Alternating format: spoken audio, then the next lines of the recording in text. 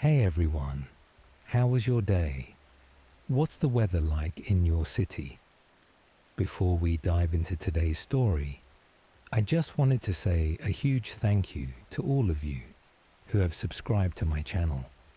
Your support means the world to me and helps me keep creating new content. I'm sending love to all of you. And if you're new here, please hit that subscribe button and give this video a like to help my channel grow. Thanks so much.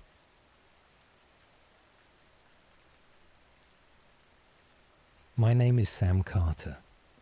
I'm 28 years old, and I'm going to tell you a story about the dark web that brought a lot of trouble into my life. It all started in November 2022, during the massive layoffs at Facebook after the company's stock value plummeted.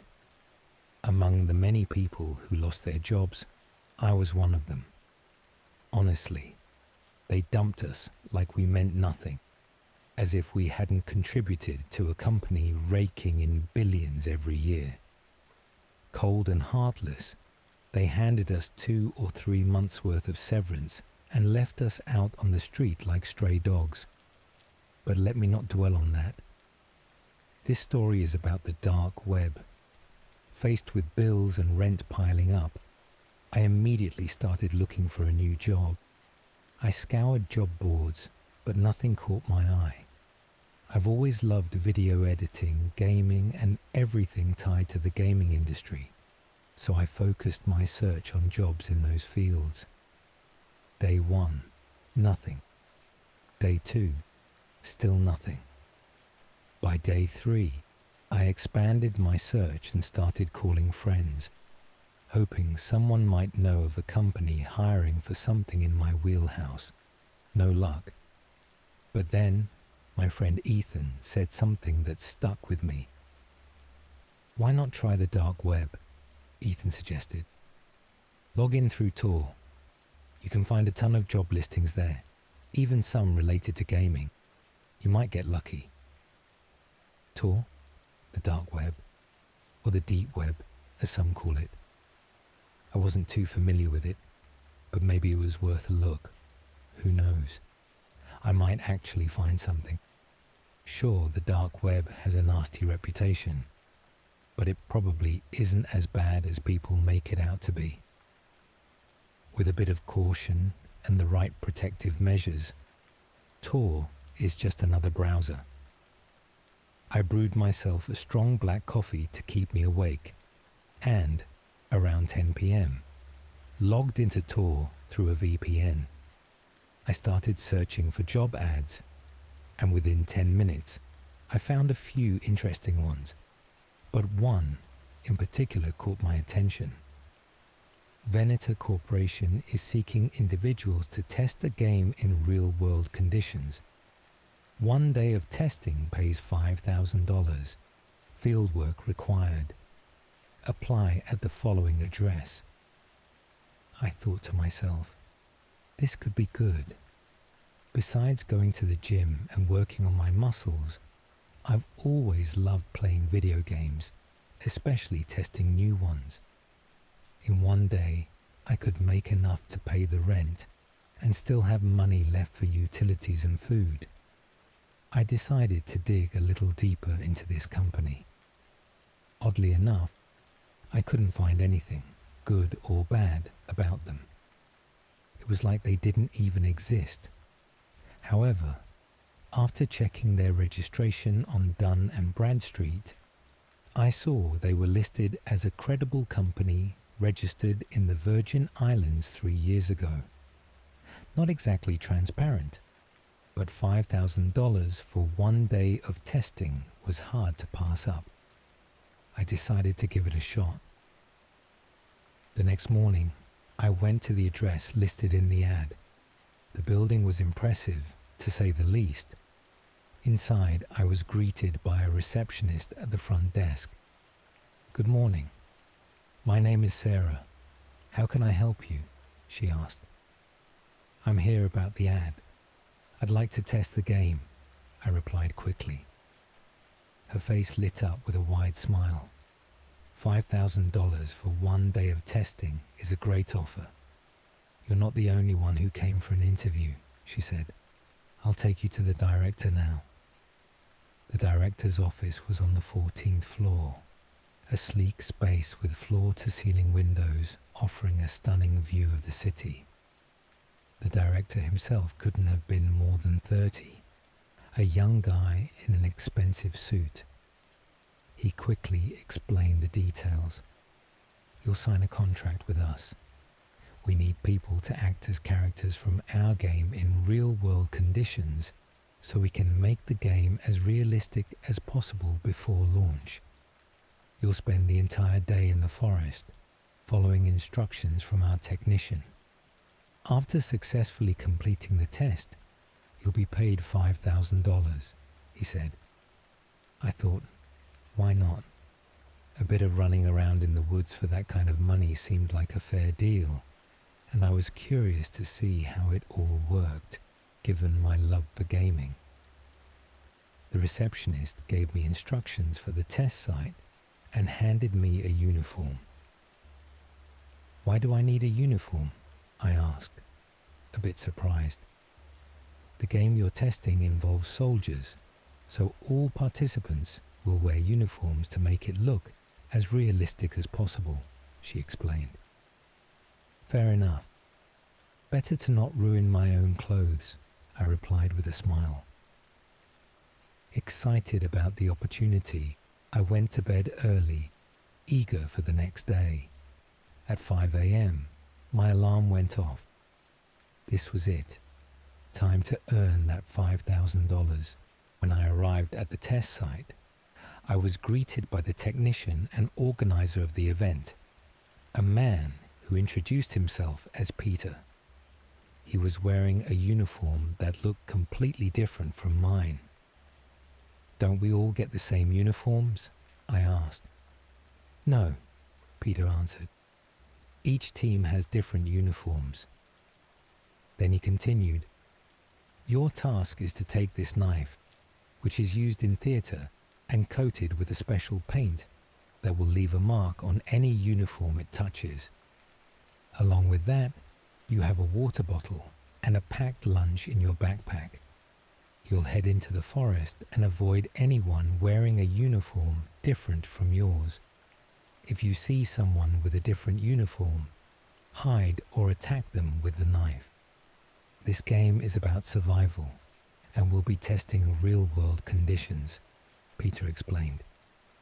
All right, sounds easy enough, I replied, and headed toward the forest. A few hours passed, and I hadn't encountered a single soul. What kind of test is this? I thought.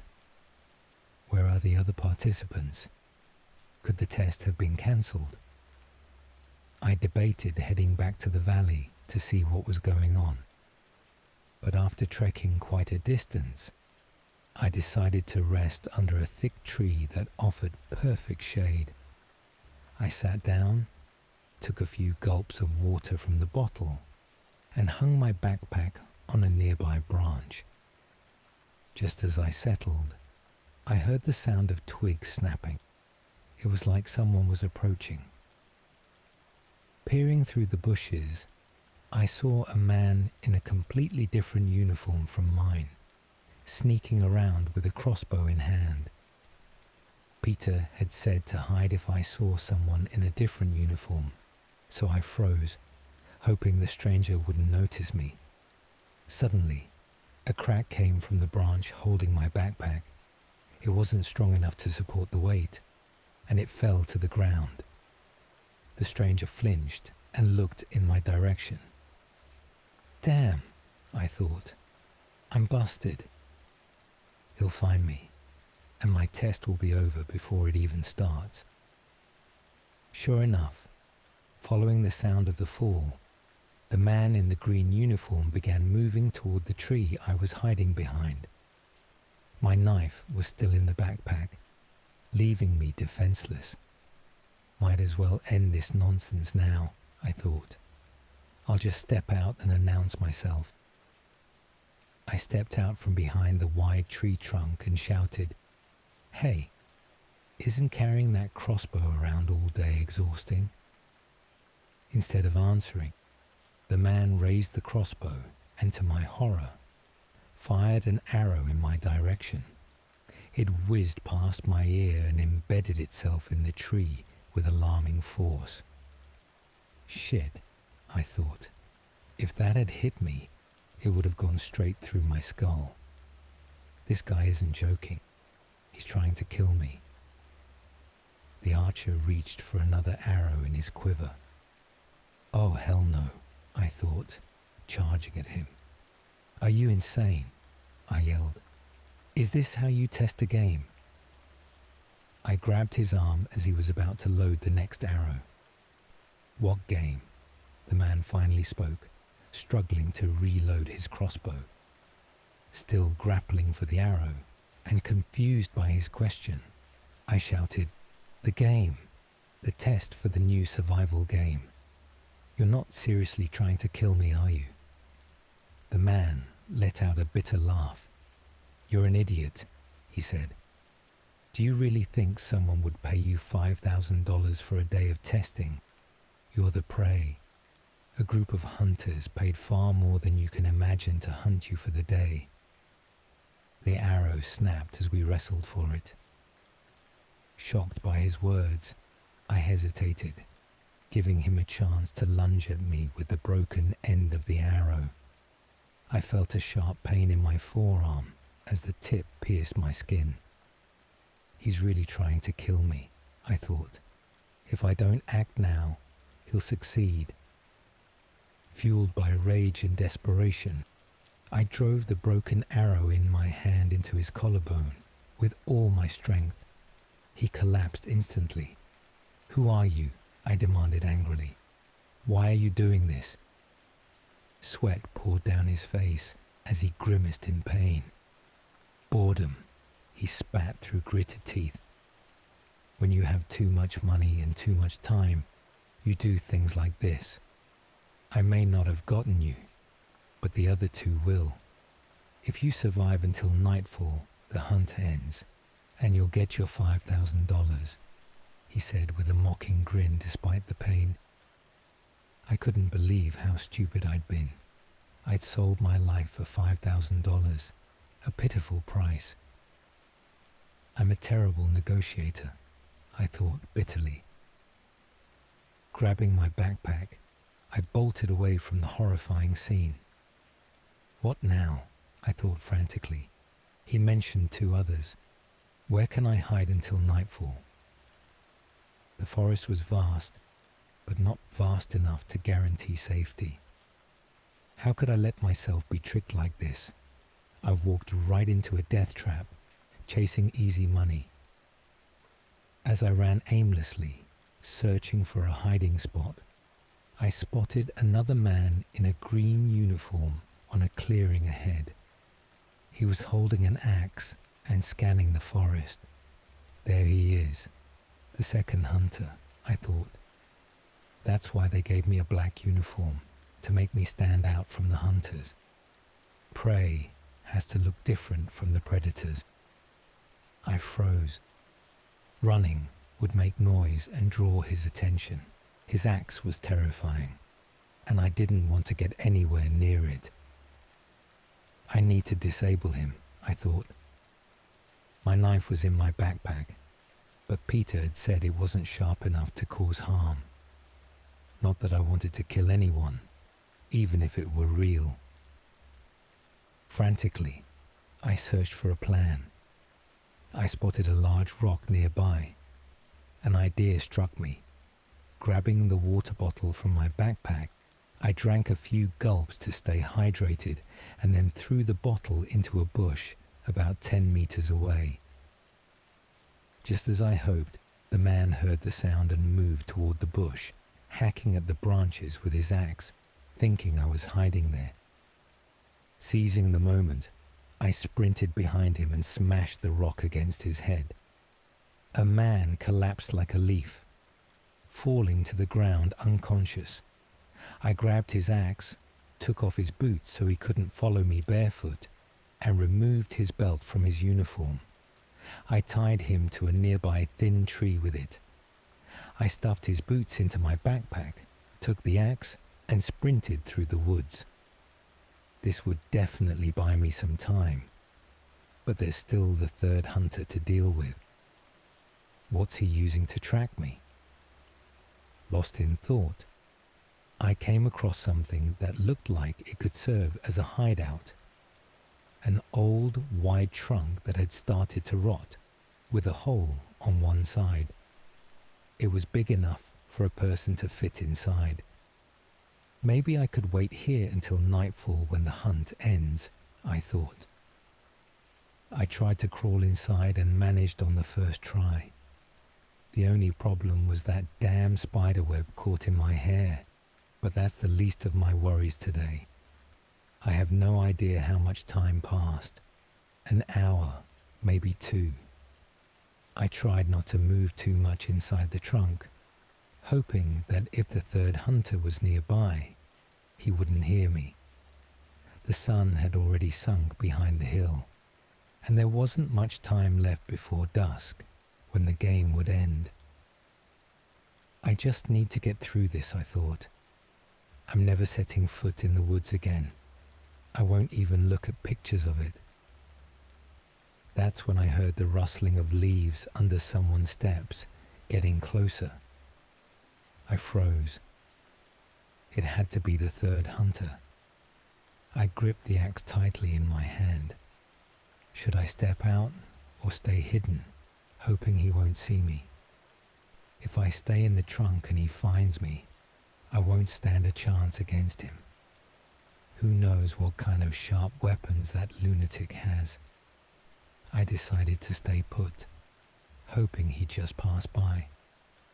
I stood in the trunk, holding my breath, as the footsteps drew nearer. The third hunter walked right past my hideout. Through a small gap in the tree, I saw his uniform, the same green as the others. He was holding something that looked like a machete. My heart was pounding so loudly, I was afraid it would give me away.